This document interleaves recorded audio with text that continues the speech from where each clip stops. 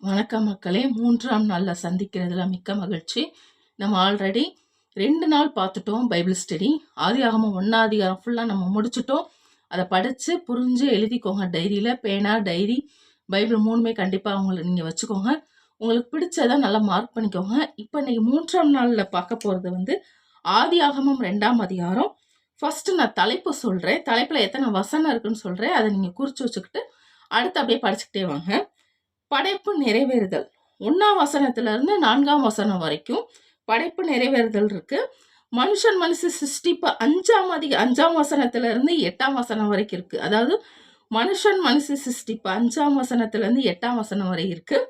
3 வகை மரங்கள் ஒரே ஒரு வசனம் 9ஆம் வசனம் மட்டும்தான் இருக்கு.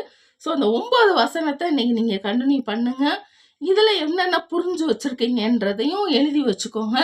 ஸோ நம்ம எப்படி ஏசப்பாட்ட பேசுறது, நம்ம எப்படி பரிசுத்த ஆவியானவர்கிட்ட பேசுறது அப்படின்னு பார்த்தீங்கன்னா வேற எதுலையும் இல்லை, இதுல மட்டும்தான் பேச முடியும். நம்ம அதிகமா படிக்க படிக்க தேவனோடு இருக்கிற உறவுல நம்ம அதிகமா இன்னும் ஸ்ட்ராங் ஆகலாம். நம்மோட பேசுற வேற வழி ஒன்னே ஒண்ணுன்னா இதுதான் பெஸ்ட் வழி. ஸோ தொடர்ந்து பைபிளை படிக்க ஸ்டார்ட் பண்ணுங்க. படிக்க ஸ்டார்ட் பண்ண ஆரம்பிக்க அது உங்களுக்கு ரொம்ப இன்ட்ரெஸ்டா போகும், ரொம்ப ஆசீர்வாதமாக போகும். ஸோ உறவு ரொம்ப மேம்படும். அதனால இந்த பைபிள் ஸ்டடியை ஸ்கிப் பண்ணாதீங்க.